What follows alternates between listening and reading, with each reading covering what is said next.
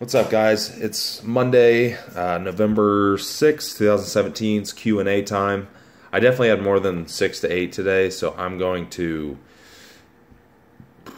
just try to mainly stick to the people that I don't get to answer much. And so sorry for you guys that I might cut off, but I ended the thread twice. I actually put no more questions, please, yada yada yada, 2 times, but I don't think everyone reads that. So anyhow, let's see, up at the top. How does being on TRT affect the need for coming off cycle, and how does the downtime process differ?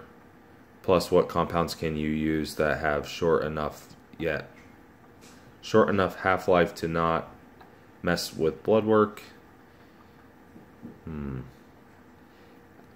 Well, here's the thing. If TRT is meant for replacement, obviously, so medically, it's going to be keeping you in high normal range, total and free testosterone. If you're on it, you shouldn't be coming off of it if it's prescribed, if you're, but outside of that, I mean, if you're using it, it's really something that you're not really going to come off of at all.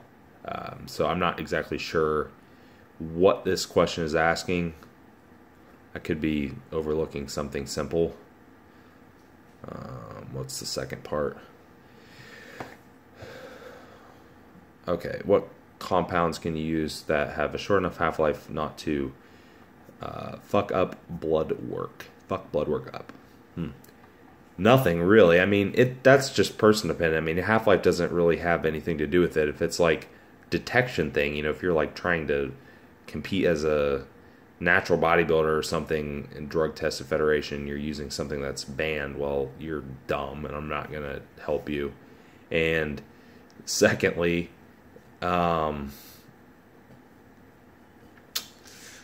mean, anything that impacts blood work, short or long acting, I mean, all of them will. So let's say if you take a compound that has both, short and long ester version, I mean, it's both going to impact the blood work. So I'm not exactly sure if you're asking like a clearance time question or if it's actually going to impact the blood work, because just because something's short acting doesn't necessarily mean it's not going to impact your lipids and, impact your hematocrit, hemoglobin, liver numbers or whatever. That's probably not going to make any difference.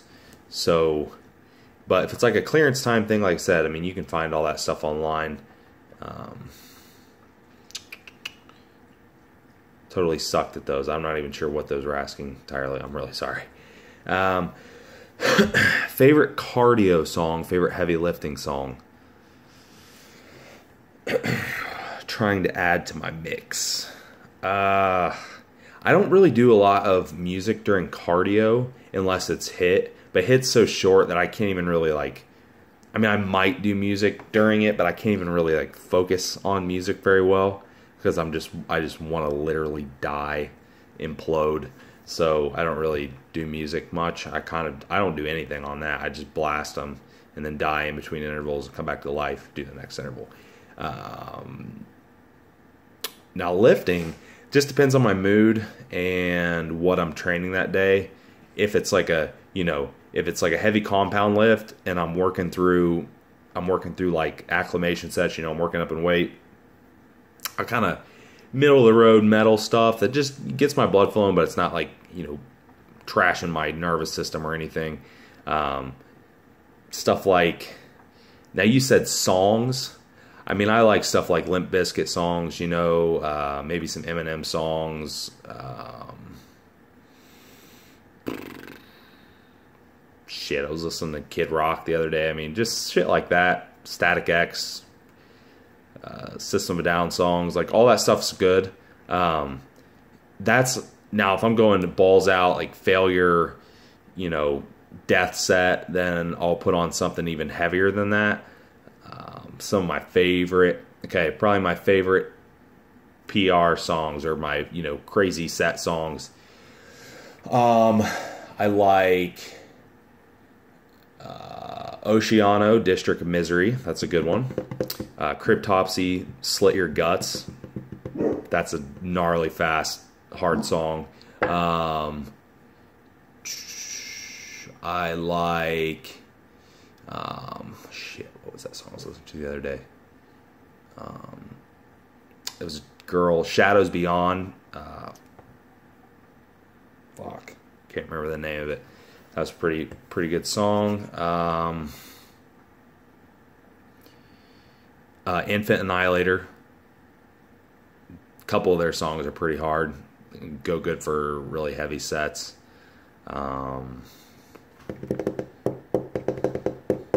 Not Metallica. I like Metallica, but no. Probably not them.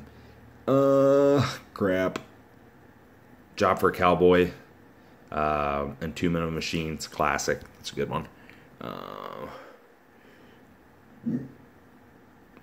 couple Cattle Decapitation songs that I like that are really good. And yeah. Can't think of a lot of them off the top of my head, but I mean, there's a ton. There's a ton that I like. Those are some good ones. Okie dokie. During off time due to surgery, what do you recommend doing to maintain muscle due to not being able to train? So,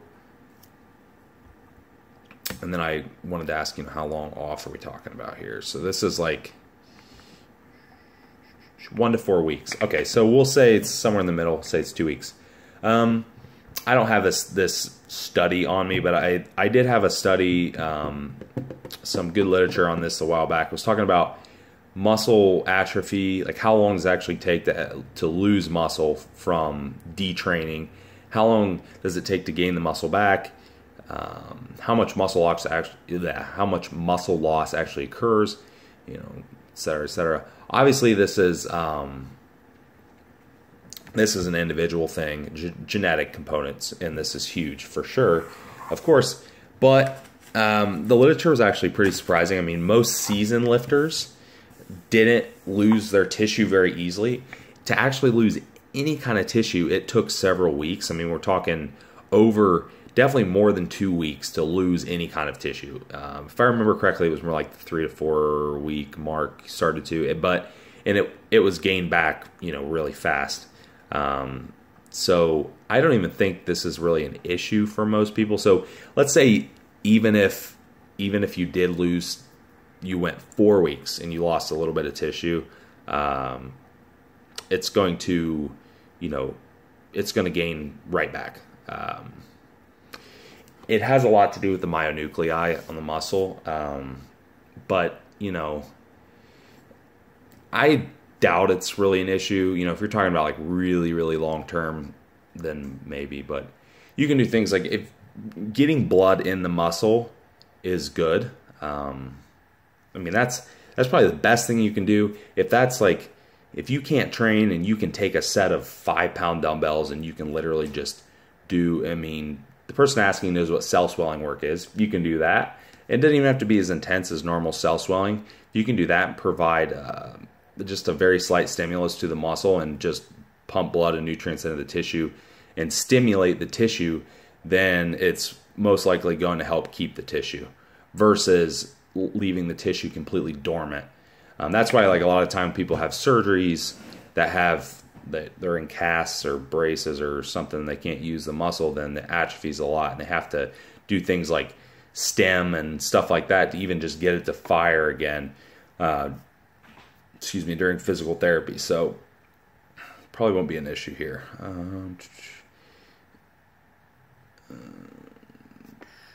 Okay. MK677. Scientifically proven to increase IGF as per PubMed. Any idea why it causes so much bloat? When GH seems to lean out right away. Myself and others literally gained close to 15 pounds in 2 weeks. And having said that, do you like and would use it? No. I think it sucks. I personally think that MK677 sucks. It was, I know a lot of people were using it, especially when it was over the counter, and I don't know. I don't really see much benefit to it. Yeah, it helps with appetite, gives some benefits of that GH would, as far as like the IGF and stuff goes, but it jacks up your blood sugar extremely quick. I've never seen anything jack up your blood sugar that quickly when on a stagnant diet. Like your diet's completely fixed, nothing changes, you just add that in. Blood sugar shoots up 10, 15, 20 points in some people pretty quick. That's probably where a lot of the water comes from. And that's mainly the thing that I don't like about it. I really just don't see much benefit to it in that regard. So no, I don't like it. There are a lot of other things and other ways to increase IGF without adding tons of water weight and giving yourself diabetes. So,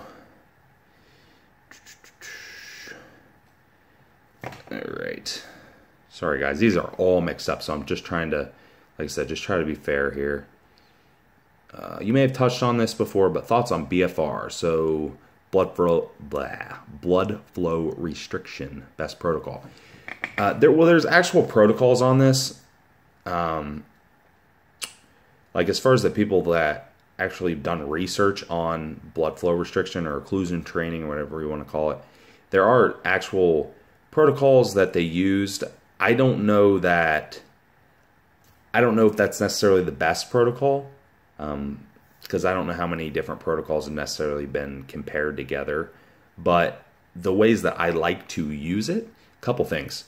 One, injuries. It's great for injuries, whether it's just a nagging injury that you're nursing along, or you're, maybe even the surgery question above, you could tie that in there.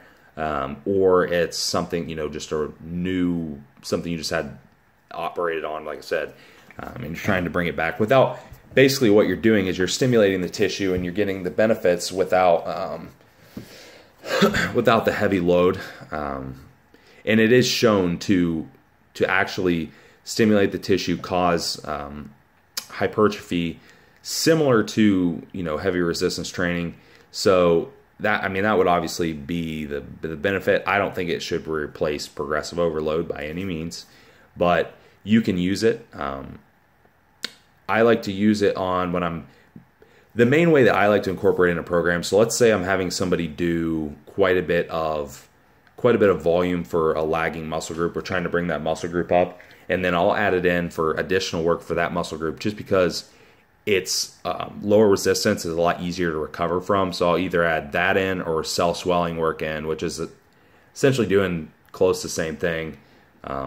Close, though BFR is lower rep than cell swelling work. So I would add that in for a couple reasons, because, well, you get the benefits of it, obviously, but at the same time, it's just a lot easier to recover from. It's easy on the joints. It's just that some people, if they're training legs 4 times a week and they want to add more volume in, but they just simply cannot recover anymore, okay, so we'll add some BFR leg curls, BFR leg extensions to the end of an opposing muscle group. We train chest and shoulders one day. We'll add that to the end. It doesn't cut into the recovery time of the other workouts. You still get the hypertrophy benefits, and everyone's happy. So that's probably how I would add it in. Protocols, I mean, I like to, if I'm adding it in that kind of situation, I'm usually going to say 3 to 5 sets per muscle group. I would leave the wraps on through the entire thing. If his arms, I would leave the wraps on through the entire thing. Usually shorter rest periods, 30, 45, 60 seconds, something along those lines. It doesn't take a lot of load. In this, in the studies, I mean, the percentages of 1 rep maxes and of their normal loads was so low. So don't worry about heavy load. The wraps should be like a 7 or 8 out of 10 tightness too, according to the studies. So That's how I would add it in, just for lagging muscle groups or injuries. Okay. How to stay motivated. Ooh.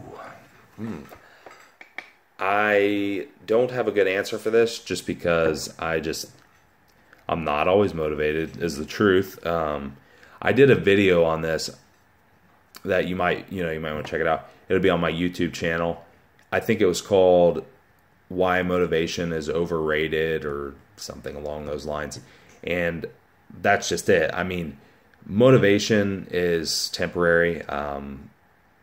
It's really, habits that are going to carry you in the long run.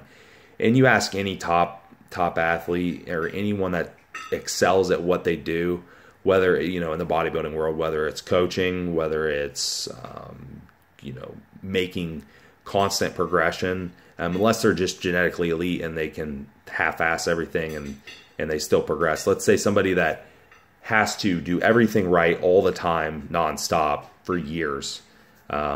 If you ask those people, chances are they're not always motivated. I know I'm not. But there's days where I just drag my ass through stuff because I can see the bigger picture, and I can see that, those days that you're not motivated and you still do stuff is what separates you from everyone else at the end of the day. That's what really adds up. That one day a month, 2-3 days a month, I don't know, whatever it is, add that up over 10 years, we're talking about something. But I just remind myself what the end goal is, which, there's really no end goal. It's just to constantly progress, and I like to leave no wasted time. But then again, if it's, there are times too where you have to step back and reevaluate and reset. So, but I just think in general motivation is kind of fleeting. So it's not something I really rely on.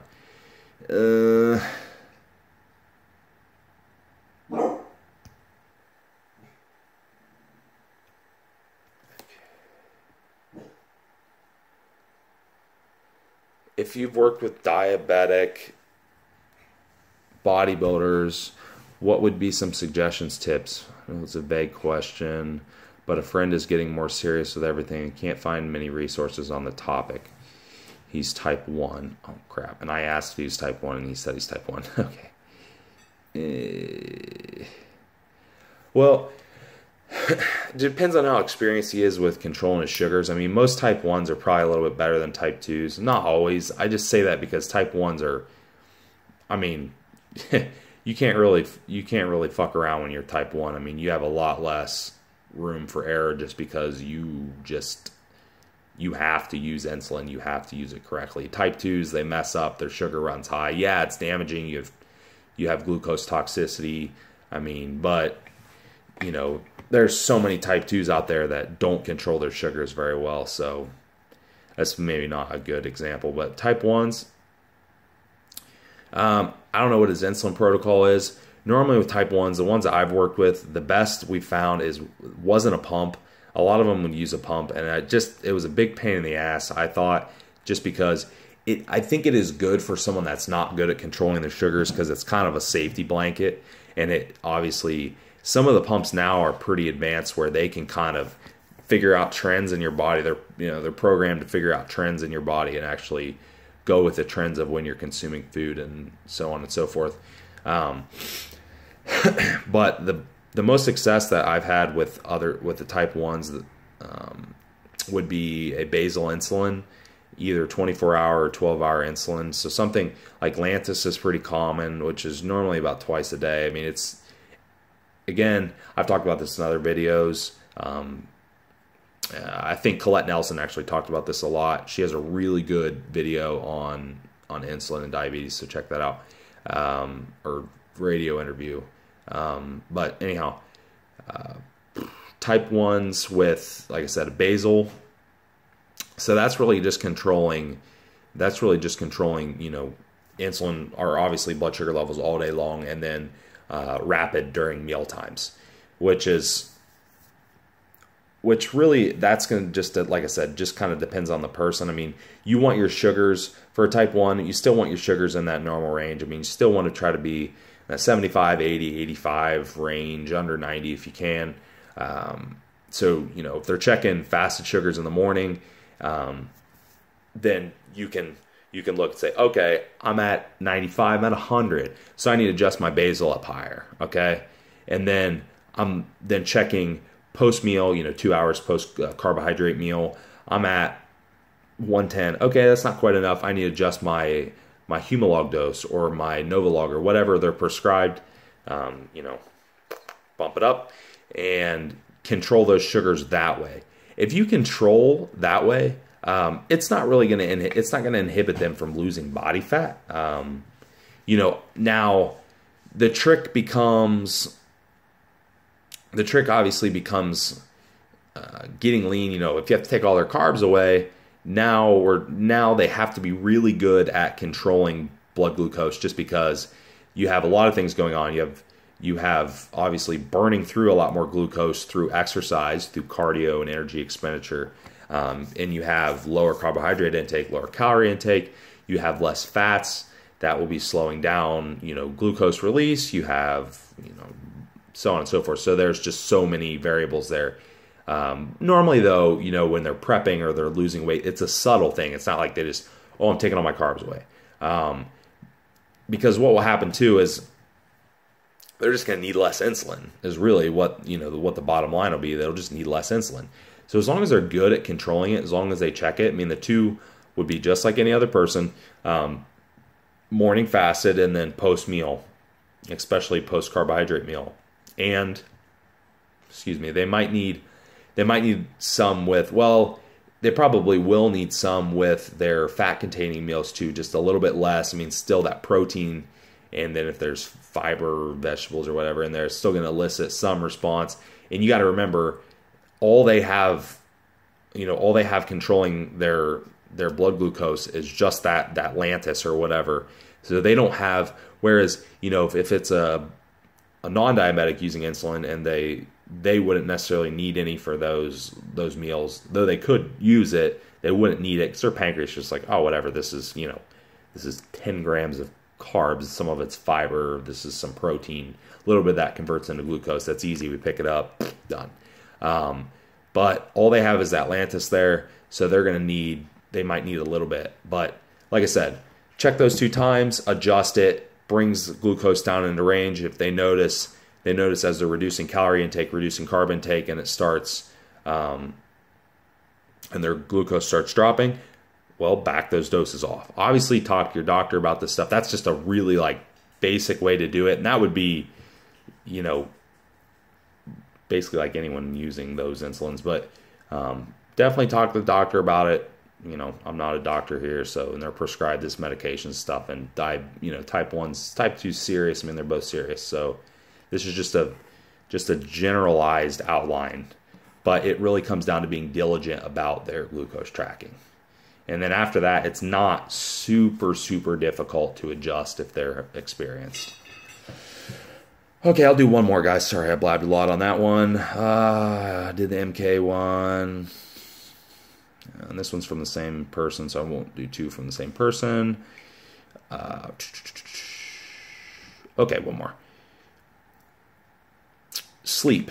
Consistent times, 7 days a week, or can recovery growth be equal with naps or inconsistency in bedtimes, wake-up time, or does it depend on the person? Well, I mean, which you can do would depend on the person, of course, because I posted a study, and I posted all kinds of sleep stuff, wrote that sleep article and all that jazz. I don't think I really talked about this in the sleep article, though, but I definitely researched it some.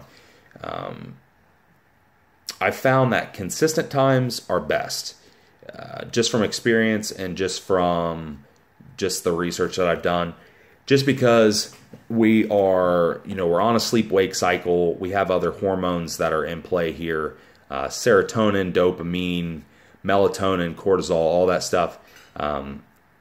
They're like shift workers in your body, so they're regulating this. And some of it's according to light and dark outside, and light and stuff coming into your eyes and what have you. But that's probably best. All the research leads me to believe that that's best. Secondly, sleep quality is important. So sleep quality to an extent would probably be better than quantity. No, like 1 hour of really good sleep isn't the same as 7 hours of probably pretty shitty sleep. That's ridiculous comparison. But 6 hours of really good sleep, probably better than 7 hours of really shitty sleep. Okay? But again, that's still on a consistent sleep-wake cycle. So consistency in sleep-wake cycle is definitely important. I think even on, I'm not telling anyone how to live their life. So even on the weekend, if you're getting up at whatever, like 5 o'clock in the morning during the week, 6 o'clock in the morning, and you get up later in the weekend, but you stay up like 6 hours later at night, yeah, that might mess you up for a day or two. It might make Monday really hard. Other than the fact that you don't want it to be Monday, if that's you. And there's a reason that if you were super consistent every day, that you tend to get tired about the same time at night. And you might even get tired at, let's say you have a midday dip from your adrenals or cortisol, whatever. Maybe you have a rhythm that's off. I'm not going to go into that, but let's say you do. Well, it's consistent day to day. That's because your circadian rhythm, your sleep-wake cycle, all that stuff is regulated. And it's regulated on a consistent basis. So you could see how, hey, I normally get tired at 9 o'clock at night, but I normally go to bed at 10. But tonight I'm going to bed at 1 in the morning, even though I was still tired at 9. Well, that's, obviously, common sense would probably tell you, hey, that's probably not good. But, everyone's sleep-wake cycle can move around a little bit. And if you're super inconsistent, then you won't have a very consistent cycle of your hormones either. So consistency is probably best, though just getting sleep is important. If you have to choose between the two and all you can do is being inconsistent, but you get naps in, then that's absolutely good. That's way better than not sleeping or being sleep deprived. Okay, guys, I'm at like 27 minutes. It's way too damn long. I know the first couple questions were kind of spotty. I'm really sorry that I couldn't answer those real well, just because I'm not exactly sure what was being asked. So just be detailed on the questions. Like, give me a specific question rather than like a generalization. Maybe it's about you. You don't have to tell me it's about you, but just give me a freaking, this is exactly what I need to know. That's way easier. Context makes things way easier. Okie dokie. All right, thank you, and see you guys next week.